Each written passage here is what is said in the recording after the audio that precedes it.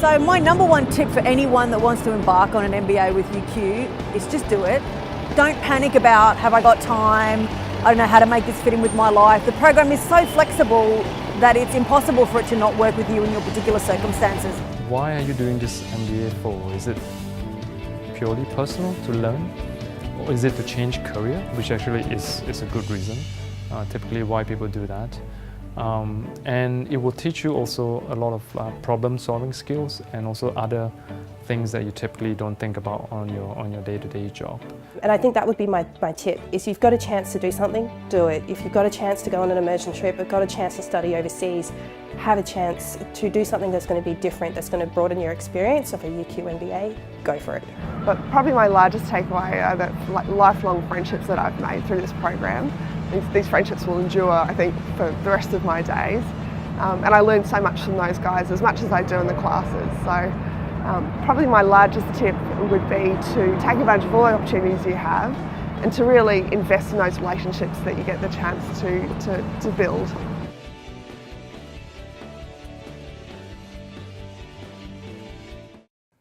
All right, hello everyone. I was looking outside and it reminded me that I grew up in Alaska where everyone knew how to drive in snow. And then when I was sort of 15 or so, we moved down to Portland, Oregon, and then Seattle, where everyone knew how to drive in rain, but whenever it snowed, it was just bumper cars. And then I lived in Los Angeles for a long period of time, followed by living here in Brisbane, where snow is unheard of, but as soon as it rains, it's bumper cars again. The one difference is that in Brisbane, we're less armed than the drivers in Los Angeles. But I do just want to thank you for fighting through the rain and showing up tonight to spend some time with us to learn about the MBA program at UQ. I think the thing that I want to just use as a frame for the evening is that my belief is that great business schools change businesses. And we do that in a number of ways. We do that by helping people change what they do, what they believe, and how they work. And we also do it by working directly with organizations, both as teachers, as consultants, as providers of employees, right, a whole range of things. And so I think that idea of changing businesses for the better is really important. And if we talk about purpose, and if you say, why does the UQ MBA exist? My answer is that we're here to make businesses better, right? And we do that then through our alumni, through our students, through our faculty, through everyone that's involved with the program. And so that's, to me, the why. We've got Sarl Gronum, who's going to talk to us a little bit about innovation, which is just going to be a little bit of a classroom example of this is the kind of stuff that happens when you enroll in the MBA. Karen will then talk to us about the program, what's involved with it, how do you apply, the nuts and bolts of, imagine that at the end of tonight you're really fired up and you say, yep, that's the thing for me. Karen will help us figure out how to actually do that. And then we've got 4 of our alumni who will talk a little bit about their experiences, both in the MBA and after. And then they're here for questions that you might have. And so we'll have the opportunity to ask questions in the room. And then at the end of all of that, we've got some time. We've got a number of our faculty who have sacrificed their Wednesday evening to be with us tonight. And so after all of this, we'll go out and we'll have some nibbles, and you'll have a chance to talk to the alumni, to Karen, to the rest of our MBA team, to our faculty, whoever you want to talk to get your specific questions answered. So that's the game plan for tonight. So the thing with an MBA, so why do we do an MBA? And I think there's a few different reasons. I did my MBA at UQ 15 years ago. And at the time, I had been in Brisbane for 2 years. And I had been working for a software startup as sales and marketing director. I was employee number 3. And after a couple of years, as startups tend to do, the whole thing just imploded. Not to say anything about Simon and Scott, who we're going to hear about later, but right, it happens sometimes with startups, right? They don't go the way that you hope. And so I had already signed up to do the MBA at UQ, and my goal was to both build a network that I could use to find that next role, and then to also build the skills that I needed to become a more effective manager once I found that next role. And so my explicit goal in doing that MBA was to transform my career. At the time, 15 years ago, probably 5% of our students were trying to change their careers by doing the MBA. And about 95% of the students had either just been promoted or were trying to get promoted, and they said, we want to learn the skills that we need for this job that I either just got or want to get. So it's about a 95-5 split. We're now at the point where probably 30% of our students or a bit more are thinking about that career transformation or that personal transformation angle, and about 70% do the MBA because they want to build skills, right? And there's no one answer about this reason for doing an MBA is right, that reason is wrong. But I will say that our program is built especially for that, what's the 30% group now, the people that want to come in, they're saying, I'm here, I want to be there, I need something to help me get there. So that transformation idea is a really important part of this. So it's an applied business degree, right? And so one thing with an applied degree is that it's practical. So one of the things that I think is always interesting if I think about training, if you think about how doctors are trained, right? Doctors are trained by working with people. And that's the way that you learn business as well. You don't learn business through a book or off a slide. You learn business you learn to be a manager by managing. And so we try really hard to help people manage and to help people apply the skills that they're learning in a management setting as much as possible. To go with that, we try to focus a lot on creative problem solving.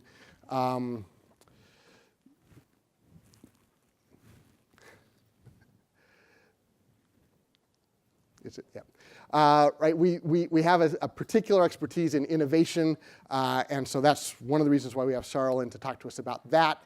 And then the last bit is related to the first bit, and that is that we try to focus a lot on experiential learning. And so we've been, especially over the last 3-4 years, really consistently adding in opportunities for people, for students to work directly with companies. And that's becoming an increasingly important part of our program. We're in the process of changing the structure of it a little bit. So when Karen talks about the structure of the program, it's a little bit of a moving target right now. And there's some things that are still secret, so we can't give you full details about what's going on. But the main thrust is towards getting more and more opportunities for people to learn by actually doing stuff, by actually going out and working on problems for real businesses. And one of the things that's been driving me with this is this. This is a study from the World Economic Forum. And they went to thousands of managers that are World Economic Forum members, senior managers, CEOs, and they said, when you're hiring people, if you're hiring managers for your company, what are the skills that you need? What are the skills that you're looking for as a CEO? Right? What are the skills that you need right now, 2015, when we do the survey? What do you think you're going to need in 2020? Right? If you look at that 2020 set, it's a pretty interesting thing because those are, we don't really have a course in any of those. Right? We don't have a course for here's creativity or here's emotional intelligence, right? But those are the things that you need to learn. And so one thing that I think is really important is we often get really hung up on, well, what's the curriculum? What's going to happen in the room? Right? The curriculum's a Trojan horse. The curriculum, there's skills that you need and there's frameworks that you need to be a good manager, but essentially you go through this practice of learning these tools and using these tools to become a better manager. You become a better manager by building these skills. right? And so we actually have to figure out how do we help you build those skills while going through something that looks like a formal education process, right? So don't, so don't get too worried about, well, I want this subject, not that subject, right? The subjects are what they are, but the main thing is to have this kind of philosophy and this set of skills underpinning what's happening in the classroom. And so I think if you think about, when I think about if you come to UQ and you do an MBA with us, what do I want you to look like when you walk out the door at the end of it? I want you set up with that set of skills and that set of capabilities. Because if you have those capabilities, you're going to go out and you're going to change the company that you're working for. And you're going to change the environment of Brisbane or Sydney or London or Singapore or wherever you end up working afterwards. Right? Those things are transferable skills. And if we think about, what do the jobs of the future look like, we don't know. But we know that if you've got that set of skills, you're equipped for whatever those jobs are going to be. Right? So that's what we're trying to kind of work at with all of this.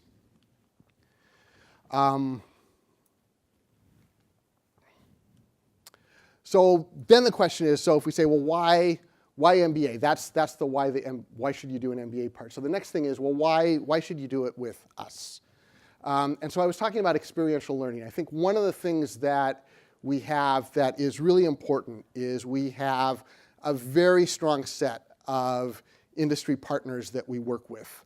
And we're expanding that very aggressively right now. So we are trying very hard to build a big network of companies and organizations, not-for-profits, startups, established companies that we work really closely with, right? Because that's where we have those opportunities for learning through experience, learning by solving practical problems that the companies actually have. So that set of relationships that we have is really important. And we get that through the people, the companies that we work with here, the alumni that we have, right? Many of our existing important partnerships come through people that have come through the program.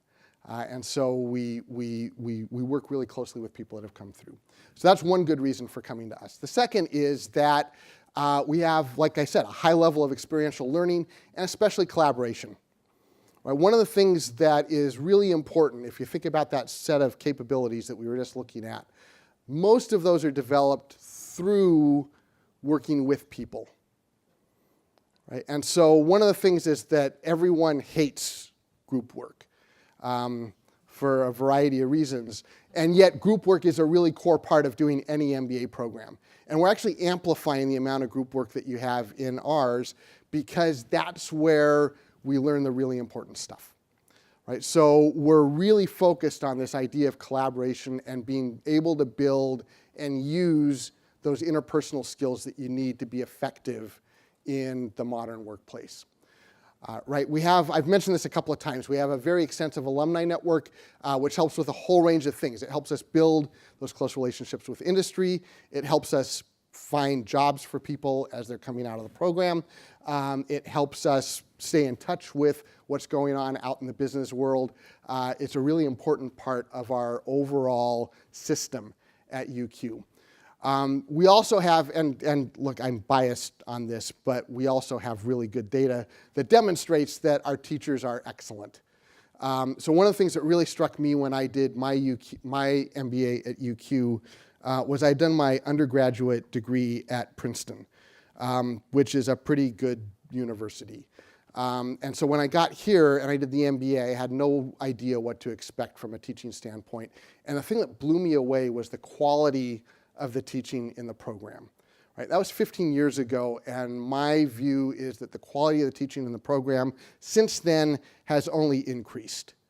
Right? So you get to work with really high caliber people in the classroom, people that are leading the way that we're thinking about a lot of the issues that are important today. And so that teaching staff, the quality of the teaching staff and the amount of time, the quality of the time that you get with them is a really important part of our program.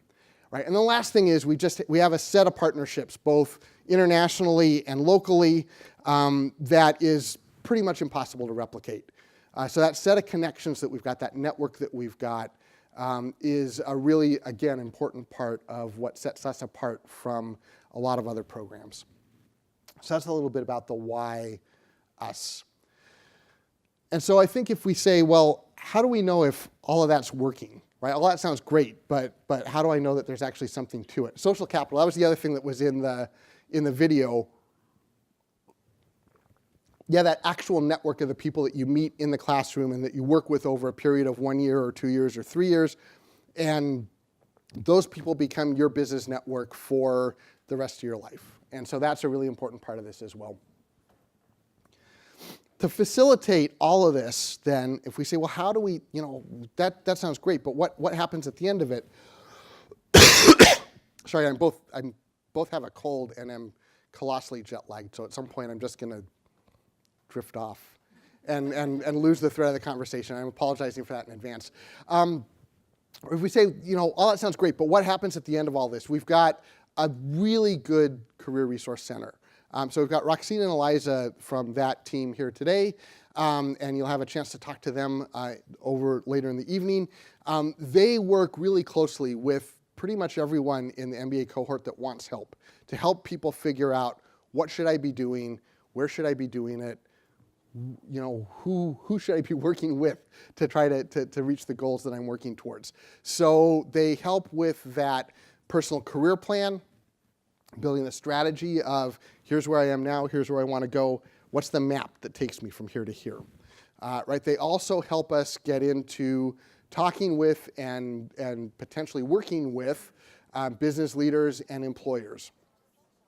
They help with mentoring, right? And they also help with the very, almost mechanical bit of, does your CV look right?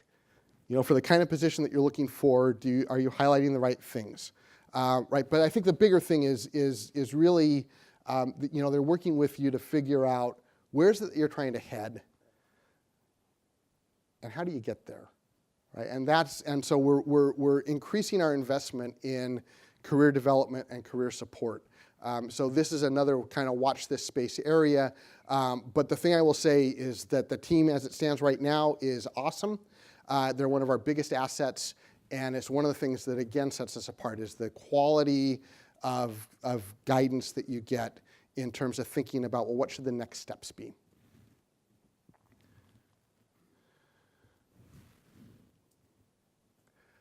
So then the thing is, that sounds great, but how do we know it works? For a long time, we've talked to people about rankings. Rankings are a really terrible metric for quality, but in some respects, they're sort of the best that we've got. And so we're ranked really well by The Economist and AFR Boss.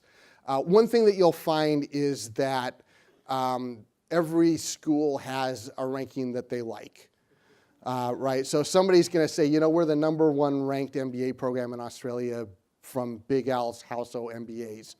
Right, it's a website and it's run by Big Al, and he really likes us, right? And so to some extent, who cares? But the thing that you need to kind of go one level down and say, well, what is it that's driving those outcomes? And the things that we tend to do really well with are, in particular, the rankings that put a really high percentage of their criteria on alumni survey results. So not just increase in salary, not just where did you end up, not just what percentage of people are employed after 24 months or 12 months or whatever, not just how many publications did your staff have, which is a peculiar metric, but a lot of people use it. But most importantly, go back to alumni and say, what was your experience? Right? Was it worth it? Did it get you where you're trying to go? And the rankings that put the biggest stock on that are the ones that we do the best on.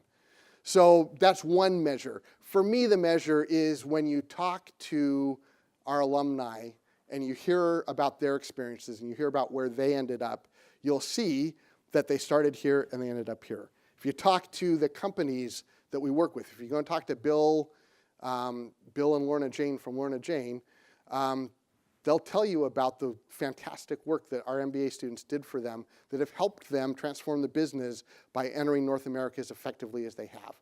right? And I've got a whole string of stories like that we can tell you. To me, that's the outcomes that we're looking for. If we continue to do that well, right? If people come out of the program different than they were when they started out, when companies are different than they were before they started working with us, then all of this follows, right? But we have to have the fundamentals right. And so the thing that we're really focusing on is getting the fundamentals right. If we get the fundamentals right, then this stuff follows. It's just like grades, right? If your process is good, in general, your grades will be fine. And no one really cares what the actual number is as long as the process is good. All right, and so that's the same thing here. So that's it. That's the why. That's a bit about why we would want to do this here. It says on our one sheet now that the next thing is to hear from Charles Gronum for, I think it's inspiring and relevant knowledge about innovation. So I always hate when I get oversold like that, but I'll do it to you. So here's Charles. So this is just like a little bit of a live example of this is what happens in the classroom. But if we look at the data, in Australia, just less than half of the firms are regarded as innovative firms, implying that they have innovated at some level within the past 3 years. A smaller percentage of them are what we call novel innovators. Now, novel innovators are companies that have innovated in some aspect that is new to the industry.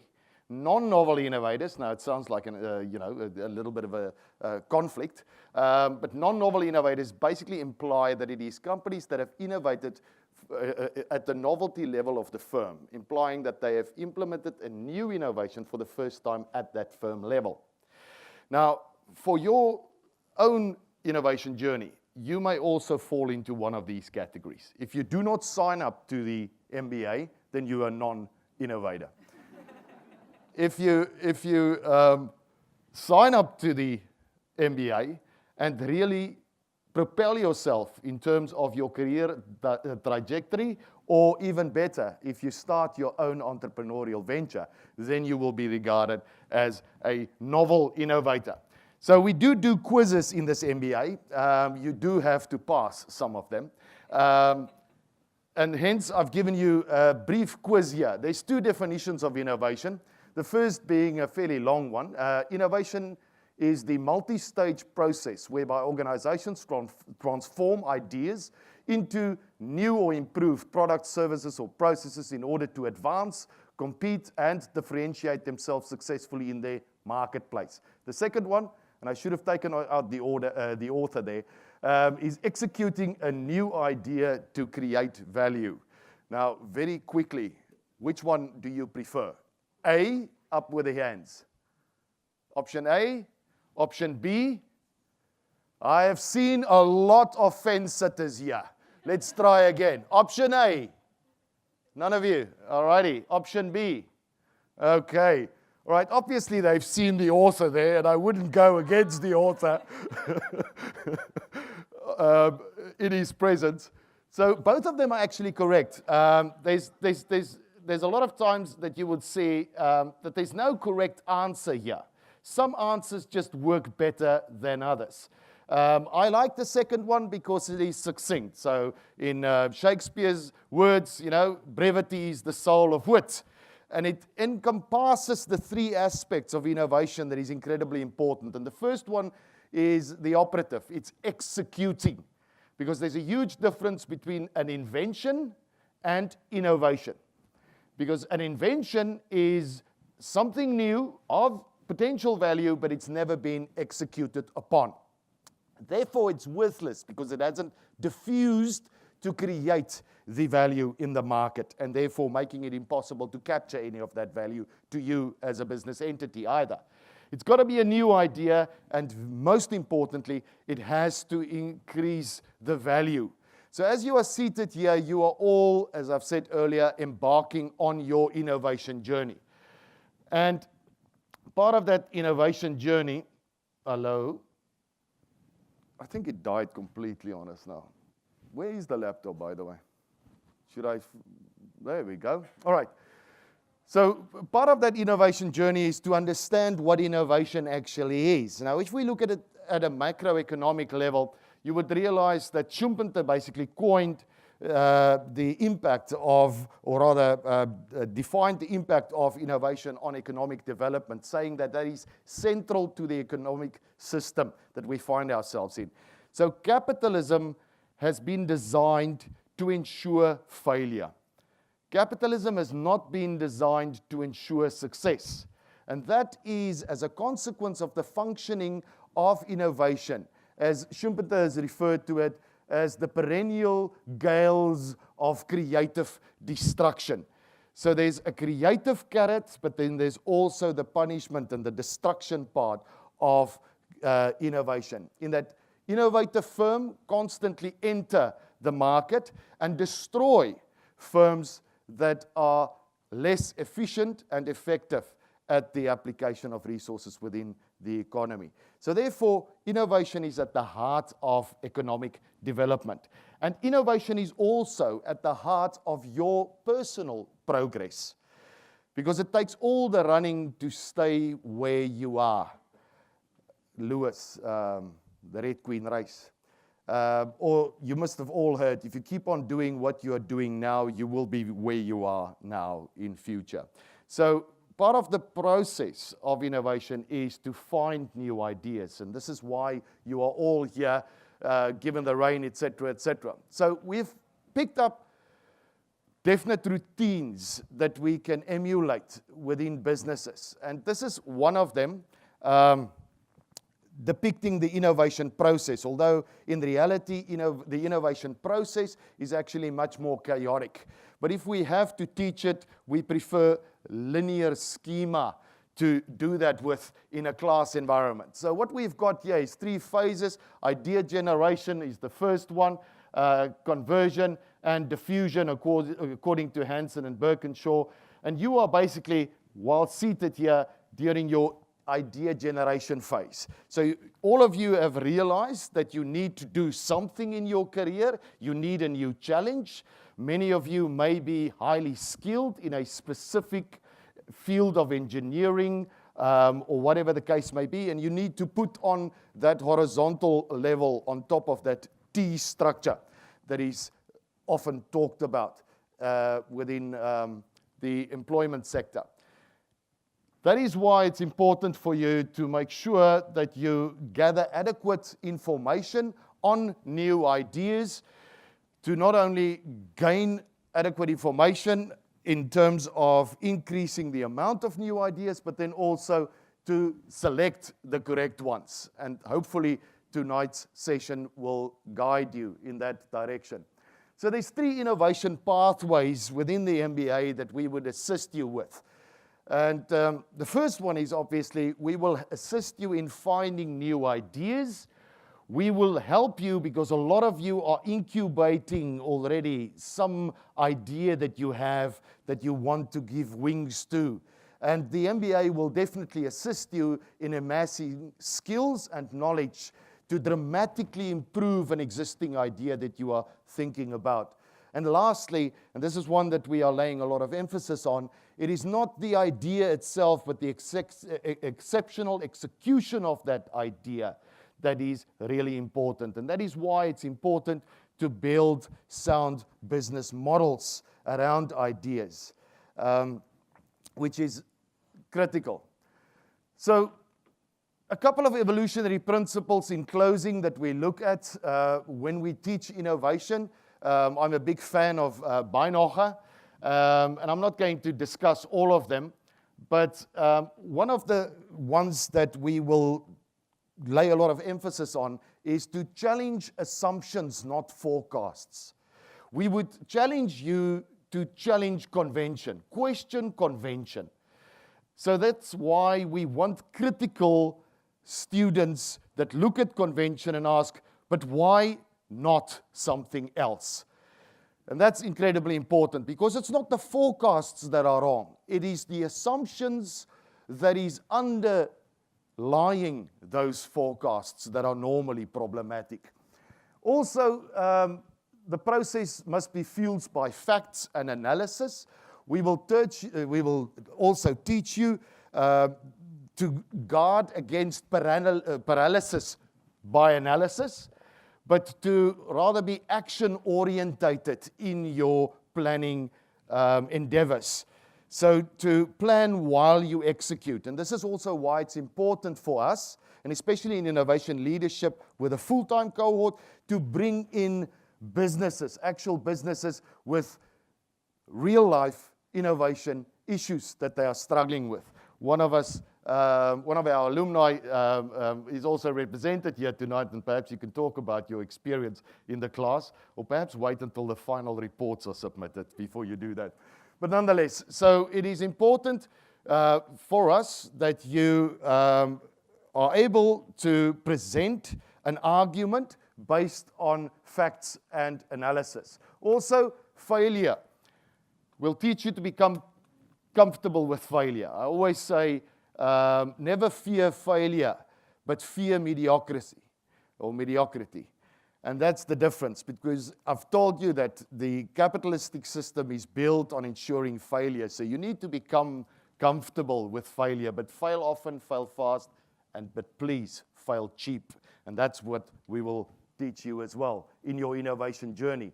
And then divorce strategizing from near-term decision-making and budgeting. This is another important aspect, because years back, while I was running 2 practices and lecturing, as you can hear in South Africa from my accent, I was contemplating to embark on an MBA journey, but I was just too busy. I always told myself, but I'm too busy with my businesses. I'm too busy with this, because I was fixated on the near-term goals. And that is very important, that you need to divorce your long-term innovation benchmarks that you are setting for yourself from short-term gains that are coming in the way of you actually realizing the important long-term strategic objectives. And then lastly, we'll teach you the difference between no-regret moves, options, and big bets. Your MBA journey is a big bet. You're going to invest a lot of your time, energy, sweat, and hopefully not too many tears into this process. So therefore, it is important that you understand clearly what you are embarking on and what the potential benefits thereof are. I can tell you from all the feedback that I've received from alumni that they have all gotten an enormous amount out of their journey, not only in the knowledge that they have gained, but also in building exceptional internal as well as external networks. And it's in those networks, it's in the diversity that is occupying those networks that the magic happens. Because innovation happens where these different knowledge fields intersect, where you put together what does not intuitively belong together. So I hope that this evening would be of value to you on your innovation journey in making a decision as to leave the short-term goals behind a little bit and focus on the things that will really impact your career and put it on the trajectory that you want it to go on. So thank you very much and have a lovely evening. Okay, flexible study options. So we have a number of ways that you can study the MBA program. So we have a full-time 12-month accelerated MBA. If you can take some time out and treat study as your job for 12 months, then you can complete the MBA that way. We also have an option for people who like to fill their lives with lots of things to do it in 2 years while still working alongside your job. And then we have a more flexible option for people who want to take their time and digest and put some things into practice as they go through. And you can take up to 7 years to complete the full master degree with that one. We've got weeknight courses at our CBD location. Next year it'll be at 293 Queen Street. We'll have weekend classes also at that location, and we will have some intensive courses which will be run between St Lucia and the city, and they can range from 1 full week, so you take a whole week off work and come and do a course, or in a 3-week block with our full-time group. So there'd be some class days, some assessment and everything all in that 3-week space. So there's plenty of options there. Intensive options are good for people who travel a lot. and they can schedule around that. And obviously the weeknight for people who like to digest things a little bit more slowly, you've got that over 13 weeks. And then the weekend option is in the middle. So you'd sort of spend about 6 weeks in a 6-week time frame, spend about 5 to 6 full days in class, Saturdays or Sundays. Credit. We do offer credit into our program from previous postgraduate study, and we've made it really easy for you to apply for that. It's on application for the program and you apply for credit at the same time. We do offer some credit for professional memberships like CPA, CFA, the Australian Institute of Marketing, but we don't offer credit for work experience because you're using that as your entry for the program. So you're building on what you've already got. Scholarships. We also offer a number of scholarships and all the details are online. It's a very extensive application process. There's 3 key questions that we ask. We're looking for very strong candidates. What have you done for your community? What have you done for your business? How have you achieved academically in the past? And what do you intend to bring to the MBA? And then upon exit, what do you intend to bring to the career and the MBA community? So they're the sort of things we're asking. And it's a video submission. So put on your best frock or your best shirt and impress us with your skills on the video. Next. Entry requirements. We are looking for people who have done degrees and people who haven't done degrees. So many of you in the audience tonight would have had extensive work experience. So there is a pathway for you to ultimately gain your MBA without having that undergrad degree or another master level degree or a PhD. For people who have the degree, you need slightly less work experience, but everybody needs managerial experience. So that's one of the key things we look for at application.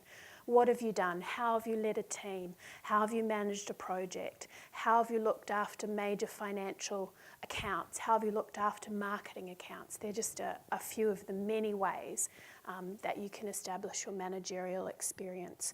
So we need 2 written references. They need to be signed and dated by your referees, and that's really important that they substantiate your management experience coming into the program.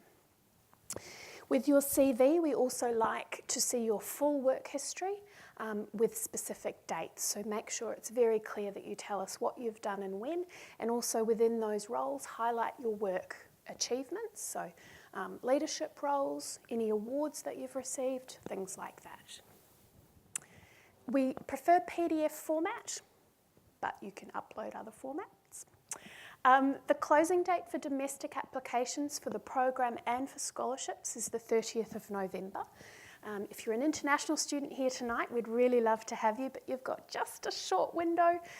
Your applications close at the end of this month, so the 31st of October. So if you are an international student, please seek out one of my team here tonight, and we can help you on that journey. And the website. It's all an online application. It's very easy. Once you have all your documents together, the whole application process takes no more than 10 minutes. Our fabulous alumni, come on up. All right, so we've got our 4 alumni here. This is mostly my favorite part of these evenings, is just hearing their stories about where they started, where they've ended up. I'm going to ask one question for all 4 of them, and then we'll open it up to questions from the floor. So first off, I'd just like to hear from each of you. So introduce yourself, tell us who you are, and just tell us a little bit about where you were when you started the MBA, where you are now. Right. So what's going on? And tell us a bit about that path. And Scott's got the microphone here, so we might start with Scott. Cool. So my name's Scott Thomas. I finished the MBA in 2014, and back then I was working at BP, at the refinery. I can't remember exactly what role I was doing when I started, but it was a technical role. It might have been a petrol blending specialist at the time, I think it was. And I've now, I was at Ernst & Young and quit last month, and I now run a creative tech startup. So probably couldn't get further from those 2 points. But yeah, that's me. Hi, my name's Simon Free. I graduated last year, so mid-year last year. I started off as a teacher. I went into the MBA as a head of department with Education Queensland. I was also doing some teacher training and things like that. Within 6 months of working through the MBA, so within the first course, in fact, I was picked up by one of the other alum, and he offered me a job at Suncorp. I spent 3.5 years working at Suncorp, working my way up through there, through business banking and through the banking area there. And then, like other people on the panel, I decided to take the leap. And so I've now, I'm working with another alum where we've done a startup into online tutoring and data analytics for maths at the beginning. And then we're obviously hoping to expand and not fall in a giant heap, if possible. And of course, because we've done the MBA, we're not going to fall in a heap because we've got that behind us. So I've sort of almost gone full circle where I've gone from teaching into banking and now, somewhat back to teaching. So that's me. Hi, I'm Jamie Ford, and I guess I graduated in 2012. My path was, I was a microbiologist, and I realized that microbes don't talk back to you. And as an extrovert, that was really weird. Like, how do I engage in the world now? I was living in Malaysia, so it was really fantastic. I was, working in contract research and trying to set up this new renewable energy laboratory and all this cool stuff. I remember one meeting where I was sitting there and I was supposed to figure out how to convert algae into biofuels. And I'm thinking, that's really cool, but I don't care enough about the technology side of it to do that. I'm not deep technology-wise. And so when that contract finished, it was, well, what am I going to do with my life? I don't know. I know I'm not a deep technical expert, but I don't know what else there is, what else I can do, because I'd been in that space for 10 years. So I was fortunate enough to have a coffee with Tim, actually, and he said, oh, what do you think about the MBA? And he introduced me to the then MBA director, and the rest is history, as they say. I met somebody that was in my team during the MBA, and at the end of it, he said he needed some strategic consulting work, and I said, cool, I can do that, try that out. Did consulting for myself 3 years at EY, which completely transformed me, and now I'm the head of customer experience and analytics for United Care Queensland, which is the second largest employer in Queensland, and my job title actually said to drive innovation, thought leadership, and champion the organization and their customer-led focus. So kind of a shift from micro. Hi, my name's Lauren Smith, and I started the MBA back in 2014 and graduated in July this year. When I started, I was a lawyer working in a small law firm, looking after a whole bunch of junior lawyers and not really knowing how to manage, kind of just doing it by touch and feel and trying to figure it all out, and then so I thought, oh, I really like learning. I have to figure out what I'll do next, and so I was probably about 9 or 10 years into that career, and then had the option. I could do my master's in law or I could do my MBA, and I decided that the MBA was going to be the right fit because it was going to really expand my horizons and really give me lots more opportunities than possibly being a subject matter expert was going to do. And yeah, I loved it. Best decision I've ever made, and now I'm still a lawyer and working. I took the opportunity to take 3 months off at the beginning of the year, and so got to do exchange over in Switzerland. So that's something that if there's opportunities to do that, I highly recommend that. Did lots of immersions as well, and so took 3 years to do it. Did it a subject at a time, every semester, weeknights, the weekends and intensive ones over 3 years. So, and then now I'm still a lawyer, and I've got an in-house role. I'm seconded in on a large infrastructure project. So, and the MBA has become really handy for that. Great. All right. So from here, for basically the rest of the evening now is your opportunity to figure out what else do you need to know about our program and what's going on.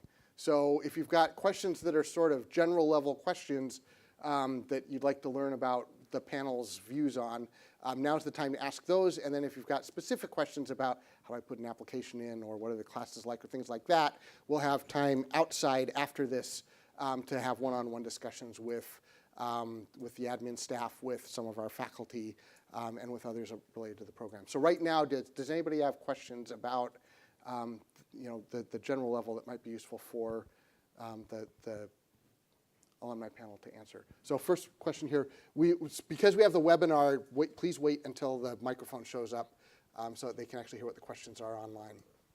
Right here, Abs, thanks.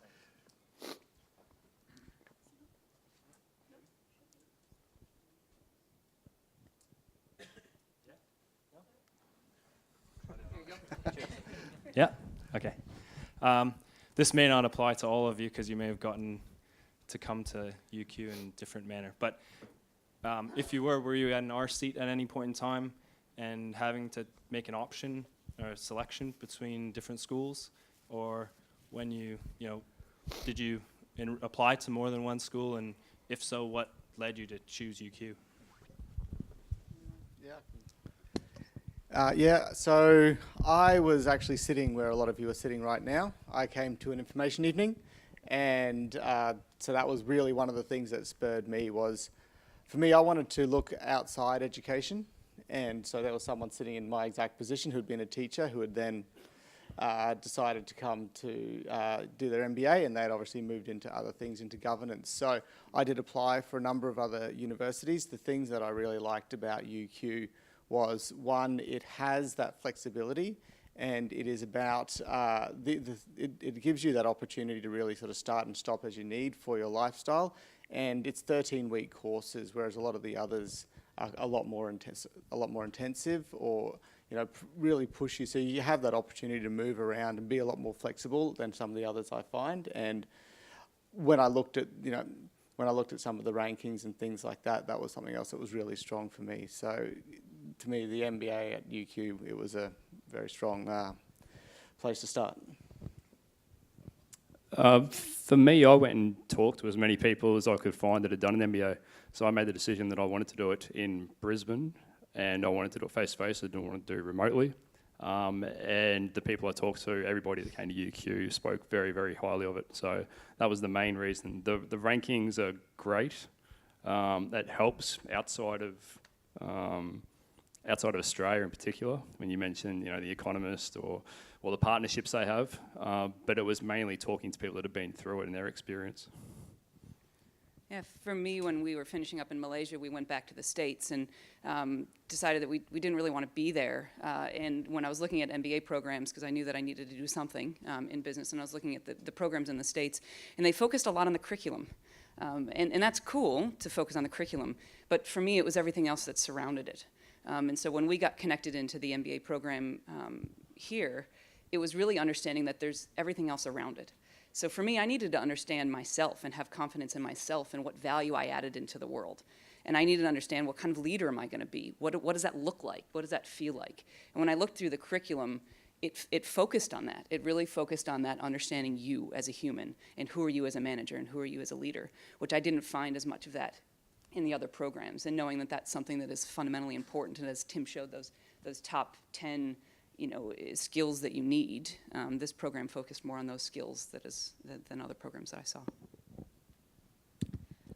Yeah, I was probably looking at one or two other programs, and I'd probably agree with the other comments that it kind of came down to, I wanted to build a network, and being in Brisbane was really, Brisbane based, and so building that network in Brisbane was really important. So didn't want to do it online. I just wanted to hang out with some really great, really smart people and learn from them. So that was really important. And I knew that that UQ's got that great reputation for doing that from other colleagues and friends and stuff. So that was a massive driver. And then the rankings, that helped, but it came down to who do I want to hang out with and for the next couple of years, and who do I want to learn from. More questions.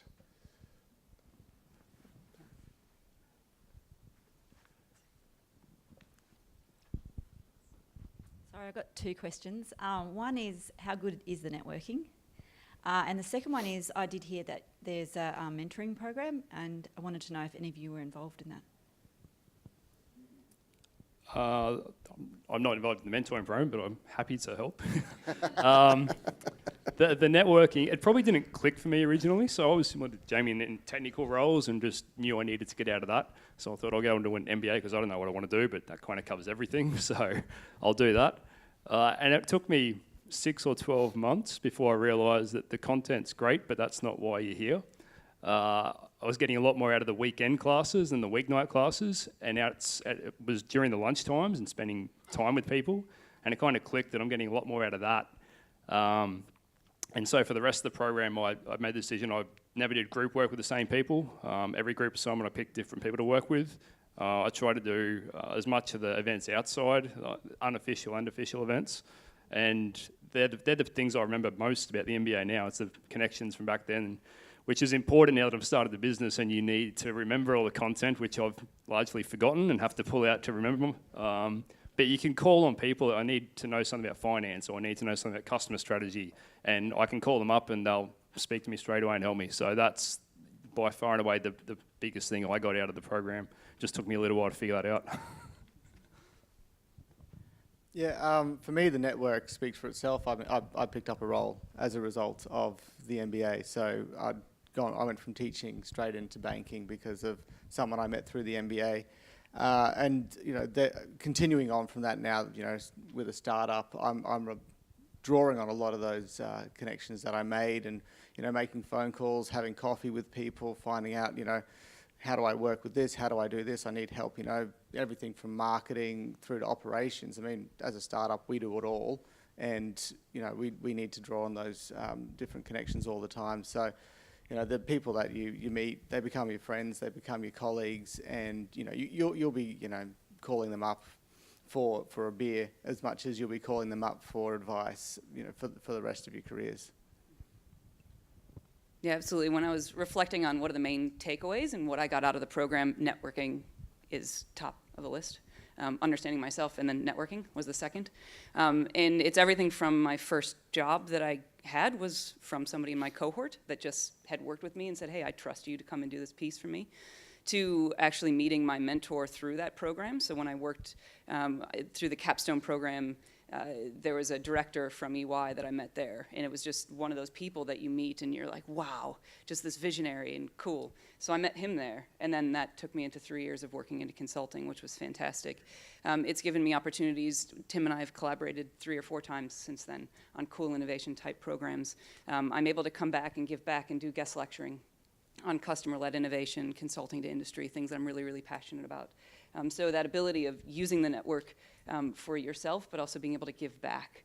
And I have been part of the mentoring program in the sense that there's an innovation program. And so I went back to mentor the innovation students as they were going through that program, which is just such a valuable thing to do, to be able to put everything that you've learned and experienced and be able to give that back to students is invaluable. So the formal answer to that is we have all kinds of events that enable networking over and above what happens in the classroom. And then the mentoring program is it happens both informally, as we just heard, but also formally through the careers team, where we match people up with mentors and try to help as you go through to work out what kind of support you need and what kind of skills you need to develop.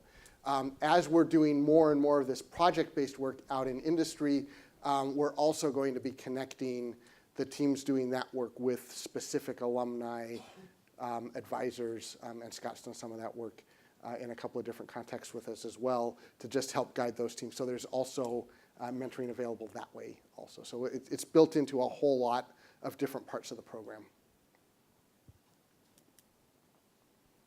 All right. Any more questions? Yep, one over here. Okay. Simon, your title was Head of Department, so that's a very clear sort of managerial role. Jamie, Lauren, Scott, and Simon too, I was just wondering if you could highlight for us some of the managerial experiences or the leadership things that you highlighted in your applications, please.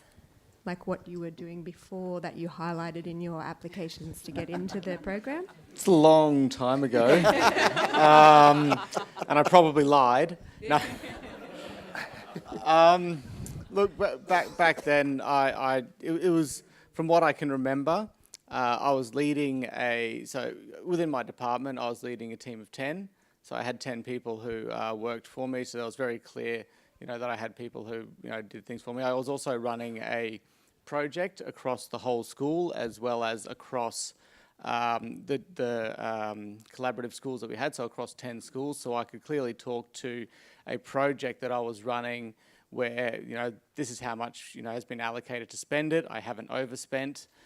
This is how much we've been able to make back as a result of X, Y, Z. So from what I can remember, I focused on, I guess, the sort of operations aspect that I was looking after at the time, which was with 10 staff. And then I looked at as well a key project which I was running where I could clearly show how I was, managing a larger team, as well as, I guess, something where I wasn't directly looking after those people. I wasn't their direct line manager, but how I could manage up and how I could manage a whole project. So that's, I guess, from what I can remember, what I spoke about.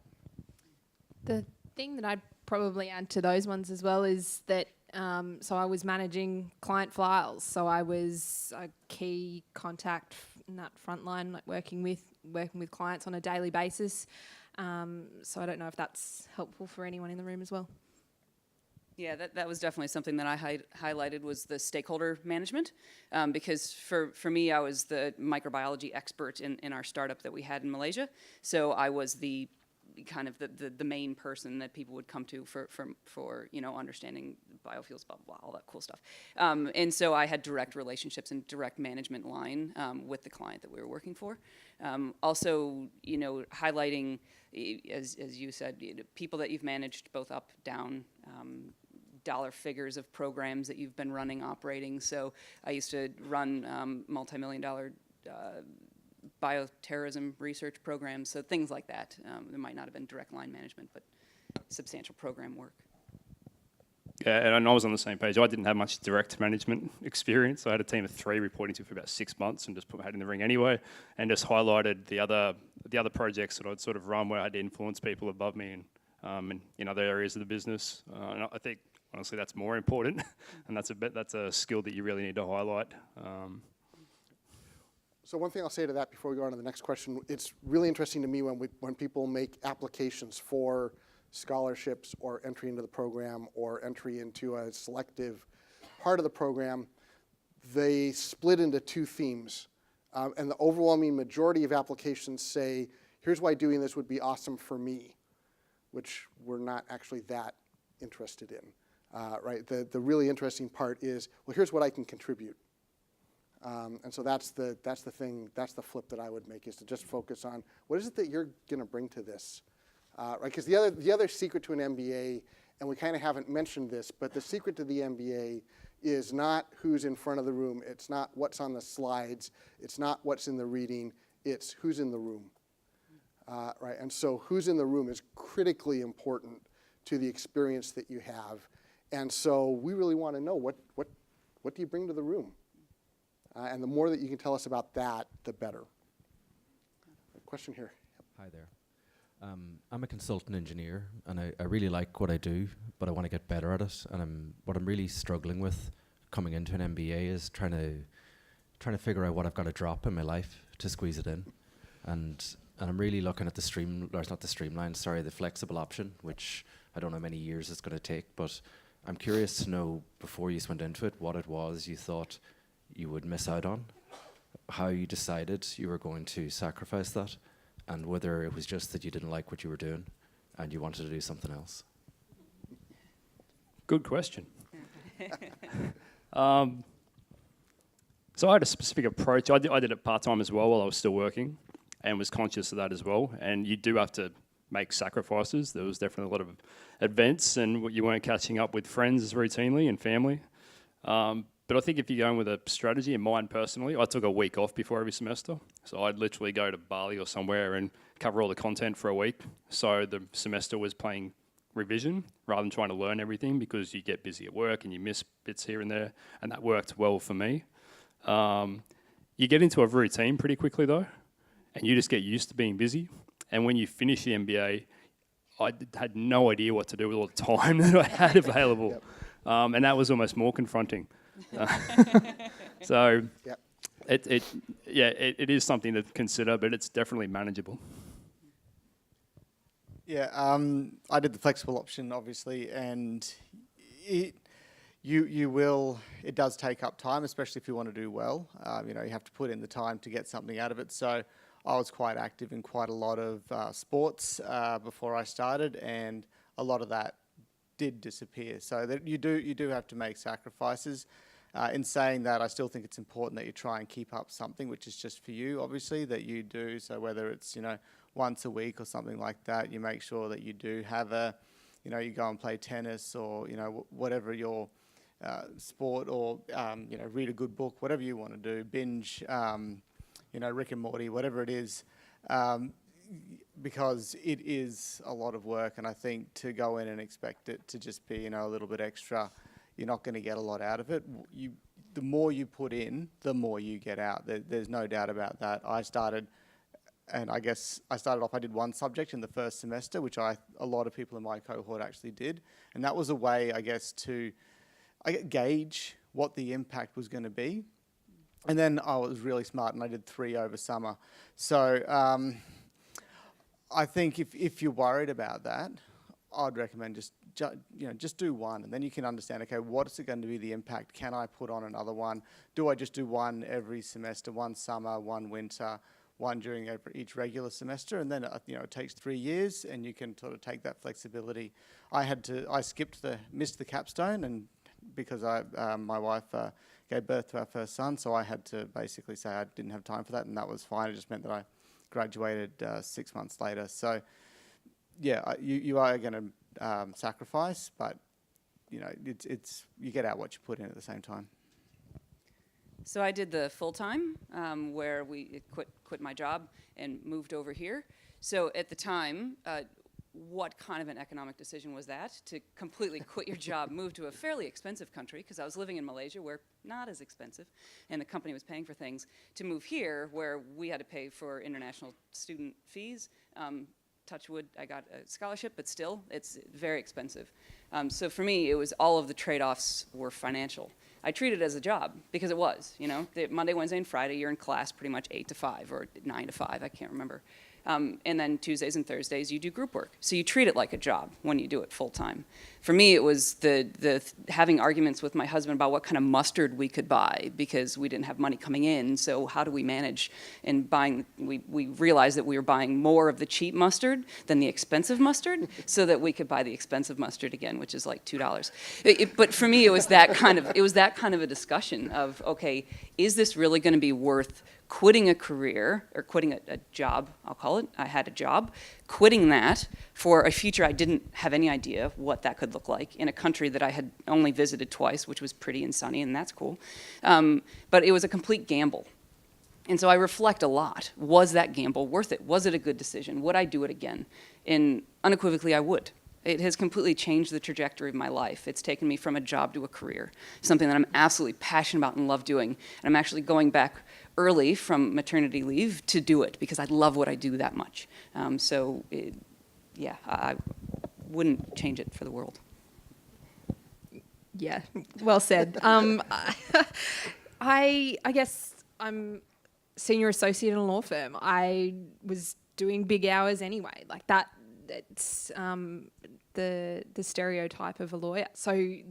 And I decided that if I really wanted to have a really different career, or to really level up, I needed to perhaps sacrifice a little bit of that time that I was spending in the office, overtime, things like that, and put it into something where I was learning from some pretty incredible people. So I made that conscious decision. Then I said, well, no, as much as spending time in the office and that's was helping clients, and I was still learning, but I just wanted to do something different. So I just made it work because I really wanted it. Like it was just and I just couldn't really think of doing it any other way. So yeah, and so I did it over 3 years. So I did a subject a semester, and that, as you said, like do one, and then you get in there and you just go, oh, I can't put this down now. I need to finish it.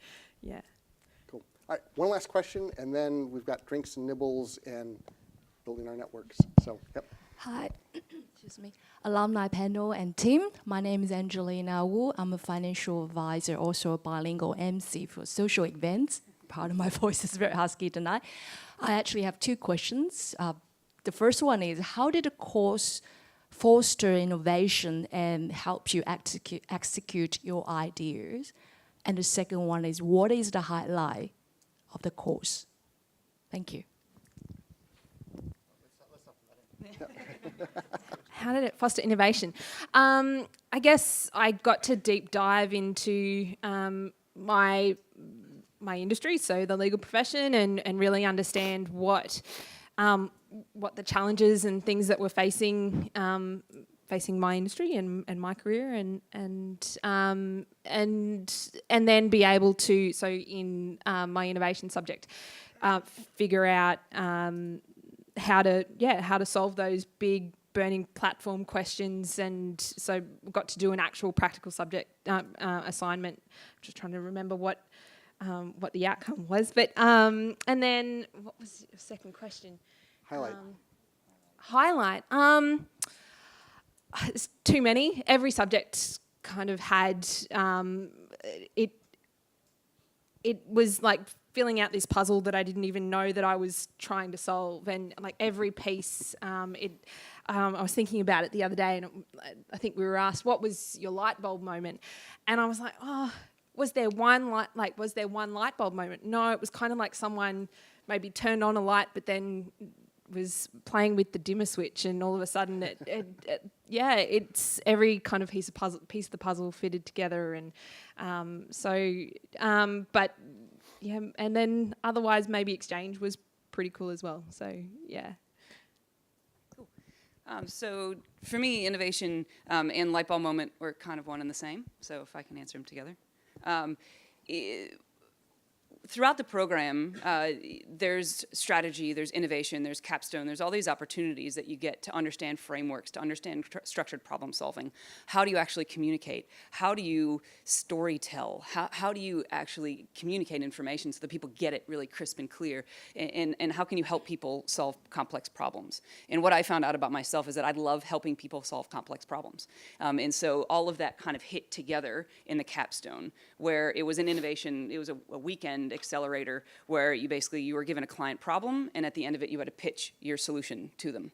I mean, that's fast-paced. What information do you have? How can you clearly communicate? This is the value that you're going to get from it. Here's what we are asking from you. All that kind of cool stuff, the why, how, and what. And so for me, it was kind of that fusion of all of the learnings that we'd had along the way, learning leadership, learning all the rest of the skills, culminating into that capstone, the frameworks, the ideas, and all of that, and then working with an actual industry partner to help them solve a complex problem. Innovation, you know, I'm in a tech startup. We're supposed to be innovating every day, but we're not.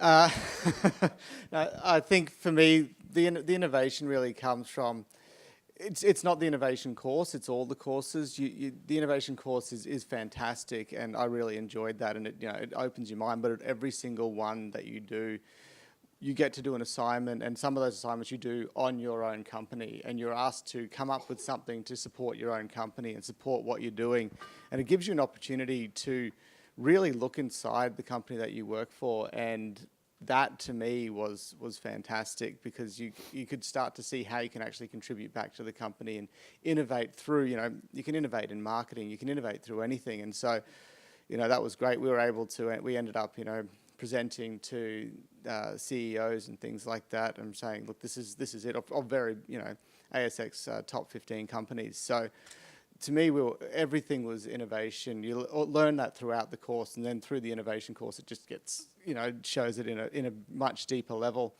What I got out of it was, I guess for me, I can't, and I'm going to use this as my spruiking moment. I can't express how much I got out of the MBA. There's no way I would be where I am today without the MBA. There's no possible way to go from a teacher to working as a manager in performance and productivity at Suncorp to now, basically running a startup. I would not have been able to do that without the networks that I got from the MBA, without the learning that I got from the MBA, and without all of the great,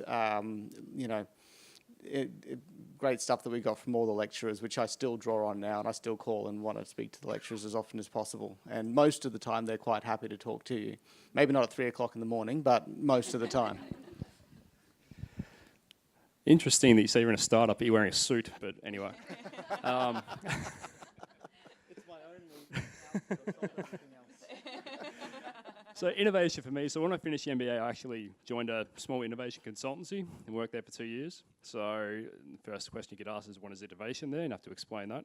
So I think that for me, the innovative thing and the part about the subject I was talking about was more the mindset. So I was always interested in solving problems, but knowing how to articulate that, how to hypothesize a solution, how to test that. That mindset that I was doing in my consulting has obviously led to now starting a business. So, and it permeates everything you do. It's you're thinking through, how do I do this differently? Not only what's the idea to solve the problem, but how would I test that idea and how would I execute on that idea? And it doesn't matter if you're in a job or starting a new business or where it's something you just can't turn off once you've done it for a while. And the highlight for me was probably, so I took part in the Wharton program. And that was definitely the highlight for me. We're actually working for industry when you have a paying client there. I think one particular highlight was having to pitch to the CEO of the company, who was ex-McKinsey, who just tore shreds off our numbers. That was probably a low light and a highlight. But being put in that situation and learning I can do this, and putting everything you learned into practice, that was the highlight for me. I still remember that. That was great. So I don't know if that's good or bad. No, it was fantastic. All right, so let's thank the panel with the traditional Australian combination of wine and applause. So.